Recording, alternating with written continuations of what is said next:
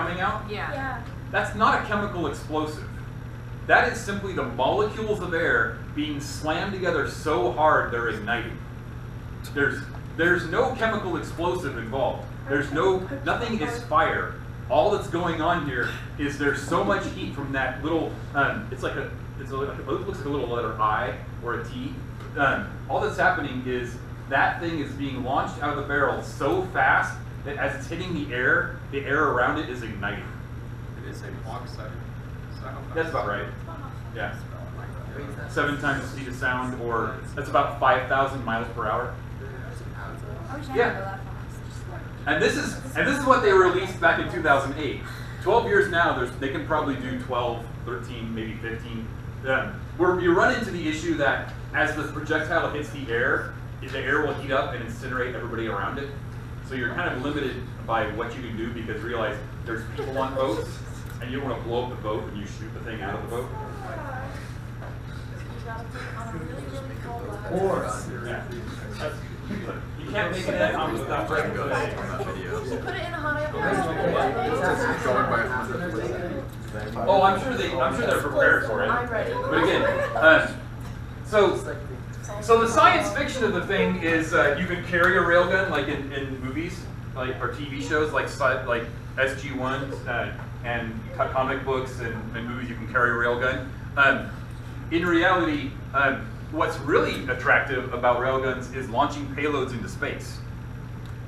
It takes a lot of energy to push the atmosphere out of the way in front of a rocket. In fact, 98% of all the mass in a rocket is just fuel. It's like, if you want to get something this big into space, you have to make a rocket that is basically 50 times its mass. It's a problem. But if you do it with electricity, then you can use solar cells, and you can charge up capacitors with solar cells and use electricity and launch the projectiles to Moon or Mars or the International Space Station. You couldn't do it. You could not sit in that projectile because you would be killed. Anyone ever seen the show Expanse? Oh, okay. You should watch the movie or the TV show The Expanse. It's really great.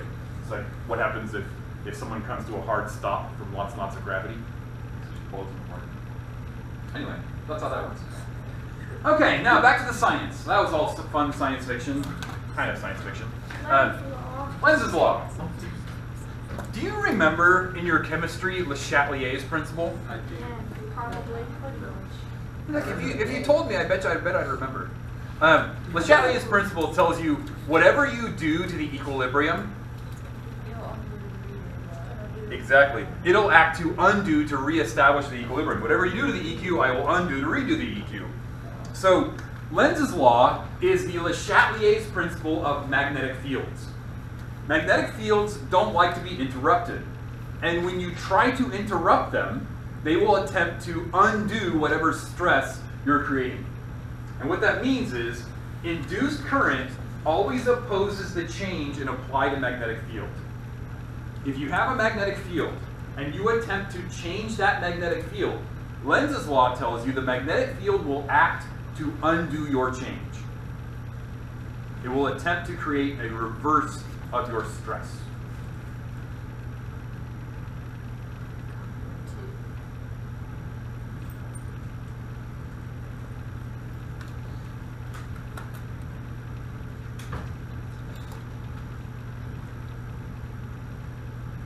So just in chemistry, when you attempt to change an equilibrium, the equilibrium will act to undo your change.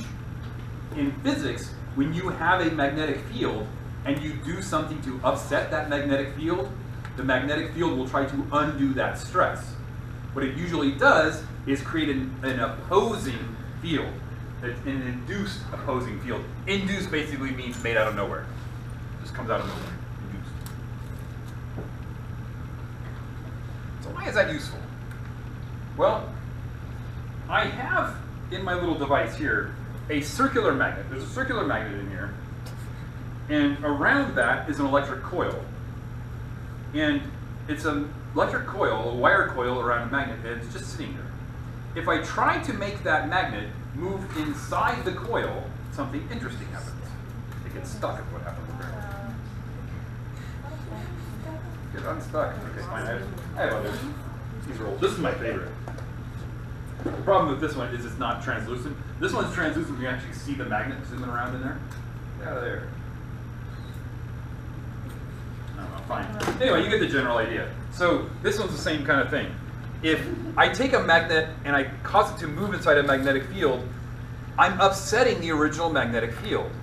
By causing the magnet to move, I'm basically forcing another opposing magnetic field in that first magnetic field. That magnetic field doesn't like that to happen. So what it does is it tries to counteract that by creating a stronger magnetic field. That stronger magnetic field is created by causing a current to move. And that's what you get. As the current moves through the magnetic field, you can harness that current and create devices. This one doesn't work anymore. There's a little LED in there that makes it work. So there's a current carrying wire here. As the magnet travels through that current carrying wire, it creates a magnetic field, and the current says, I don't want you to do that. I'm going to create an opposing magnetic field. I create an opposing magnetic field by causing current to travel through the wire, and you get a little red light that turns on. Yeah, the actual bulb doesn't work anymore in this. Oh wait, here's one. Same kind of thing. So that's how motors work. Motors and generators basically do the same thing. So a motor is a device where you're sending electricity in and interrupting the magnetic field. That interruption of magnetic field is canceled by moving the permanent magnet. That's a generator. It's going on in your cell phones when your cell phones vibrate.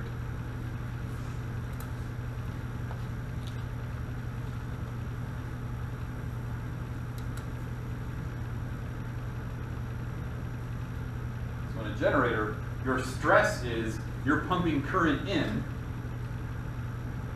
and the magnetic field responds to the stress by moving a permanent magnet. Hang in there, Benson. I know I'm kind of boring sometimes. Sorry.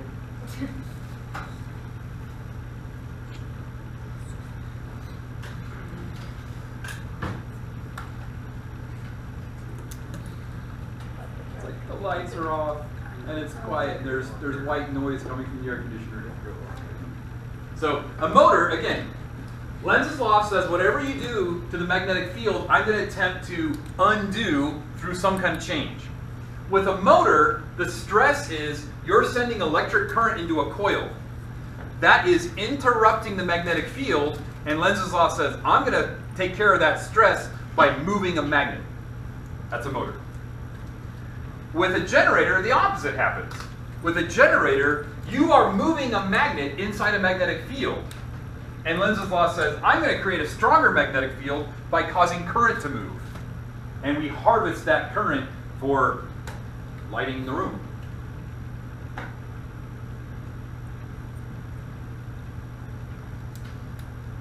They all come down to Lenz's law. Whatever you do to the magnetic field, I'm going to attempt to undo to reestablish the magnetic field. If you try to change, I'm going to create the opposite of that change. You try to change the current, I'm going to undo your change by moving a magnet. You try to change the magnetic field, I'm going to undo your change by creating a current. Lenz's law. The Le Chatelier's principle of physics.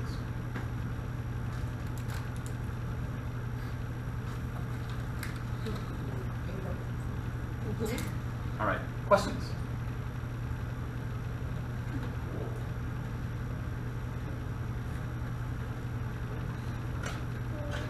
Back to this. You're like, you were going to tell us, you never told us what's wrong with this. Remember this? The bolt that goes right through? Yeah. And the magnet that takes a long time to go through? Well, stick on it. I don't know why. Watch YouTube video on this. No. Good job, Abby. There is a limit to the resistance and the magnetic field in the pipe itself. So eventually, no, I don't do that. I'll break the magnets. What I found in previous years is about 6 magnets is the optimal number, because what happens is there's a magnetic force up that opposes the weight down. That magnetic force is limited by whatever is creating it, in this case, the copper wire. So if the magnetic force isn't strong enough, it'll fall just like it was falling through air. So yeah, and these things are super fragile. I cracked a whole bunch of them already. But yeah, I found the optimum number is 6. Did anybody look online and figure out what's going on here?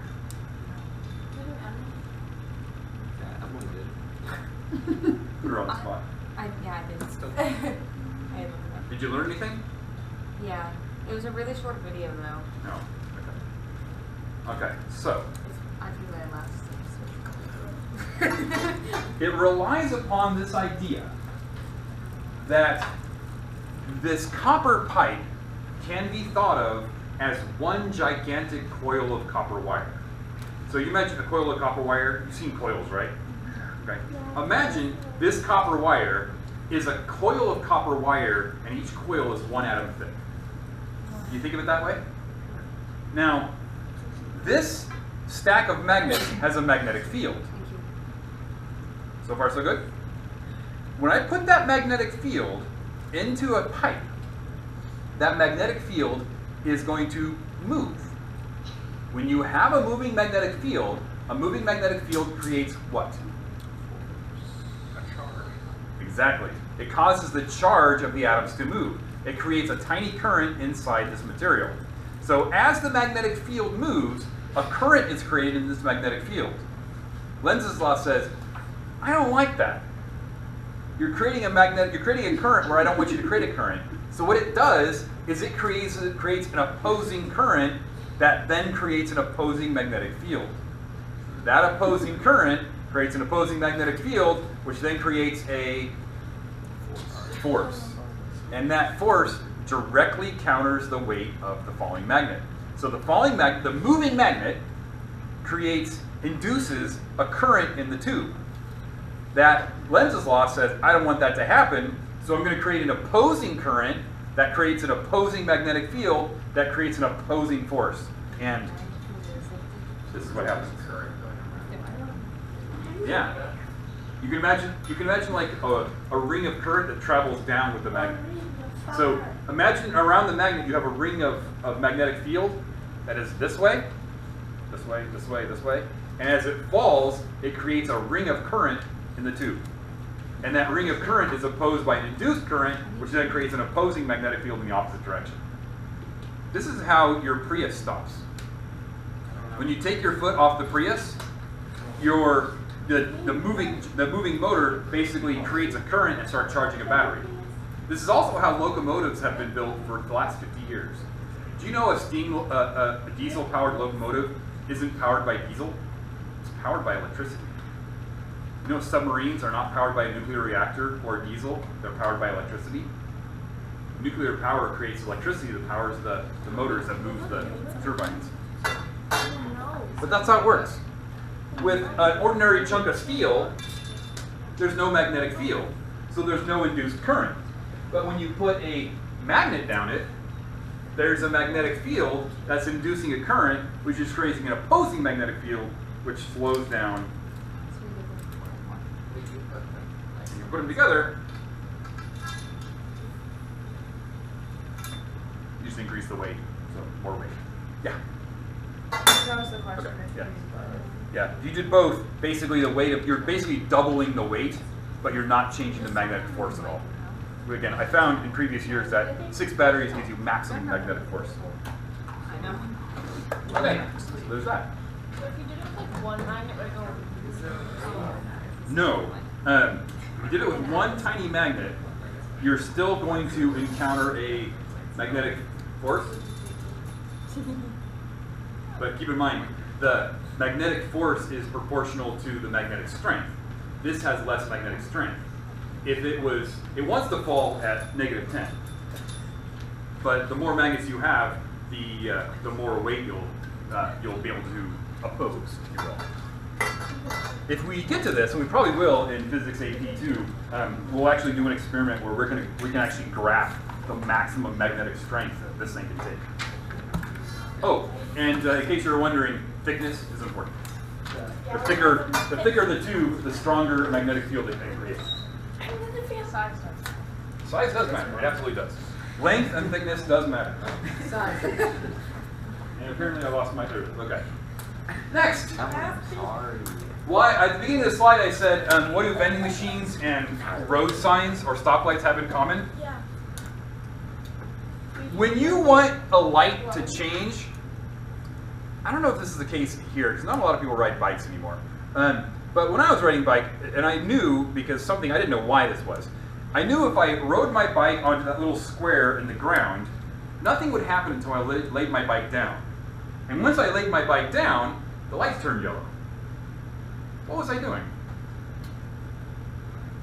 You were using the knowledge to stop. You guys know about that little square on the ground, right? That detects when the car is there?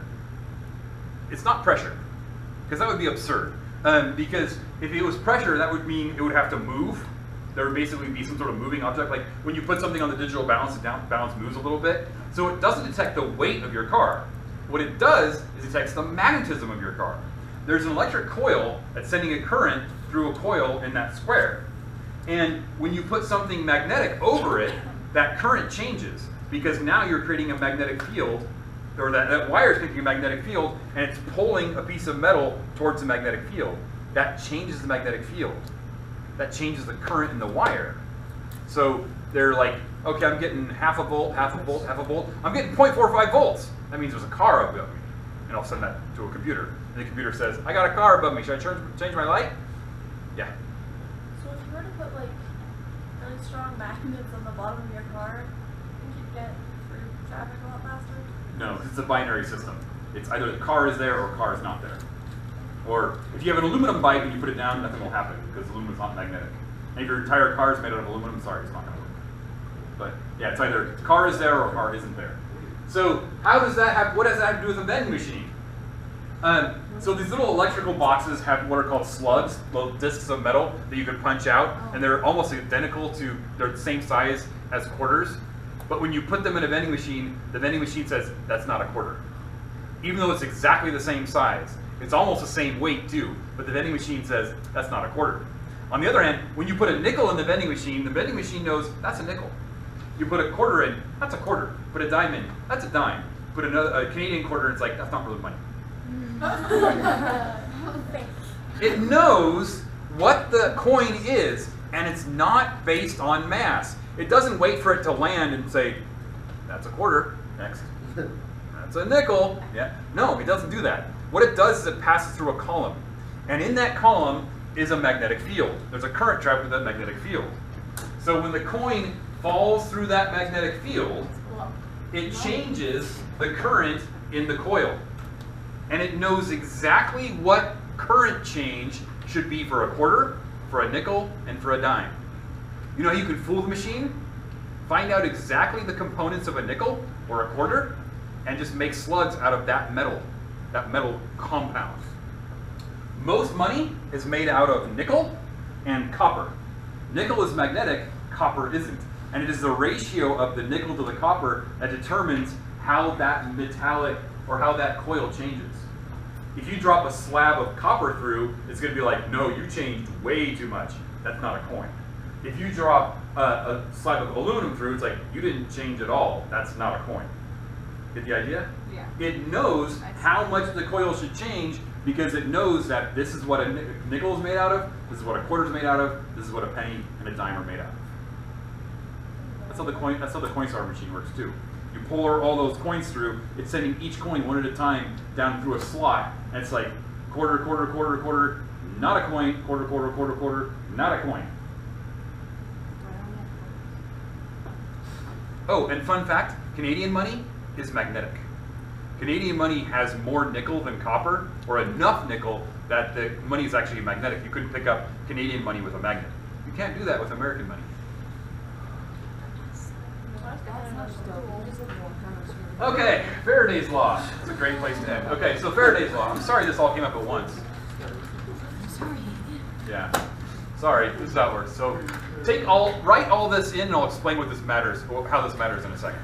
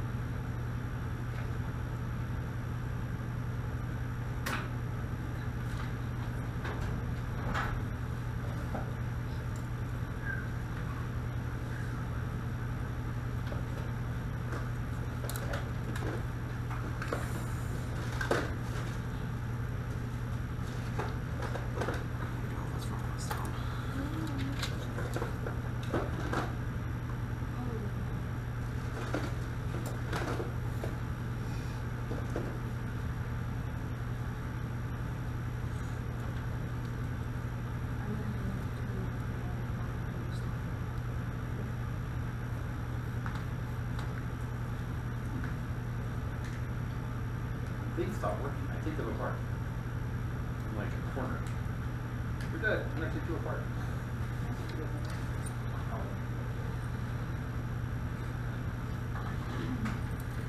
Okay, so Faraday's law.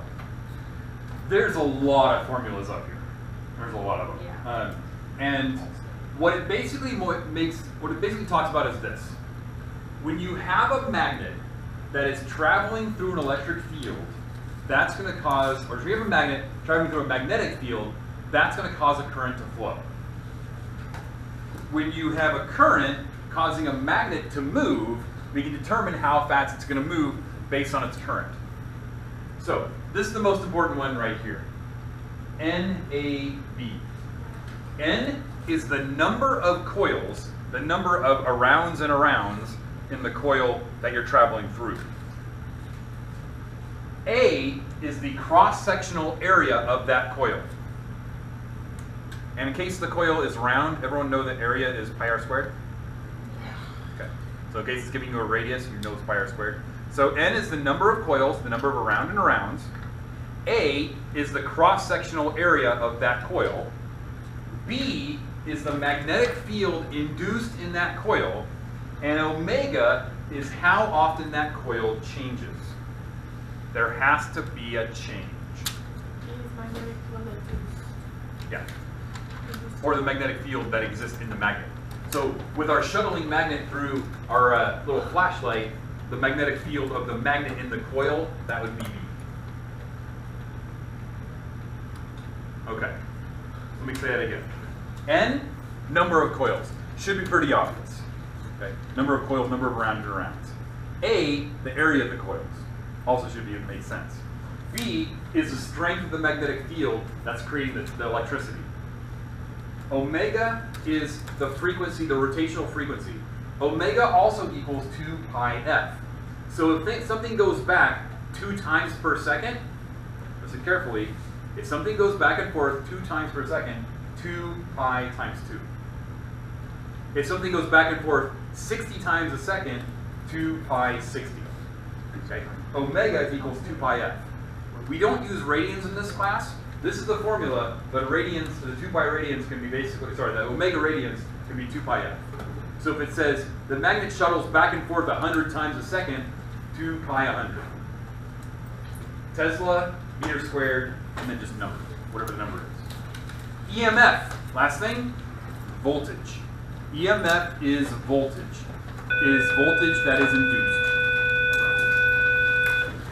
Okay, we'll talk about transformers tomorrow. I think we can actually do labs and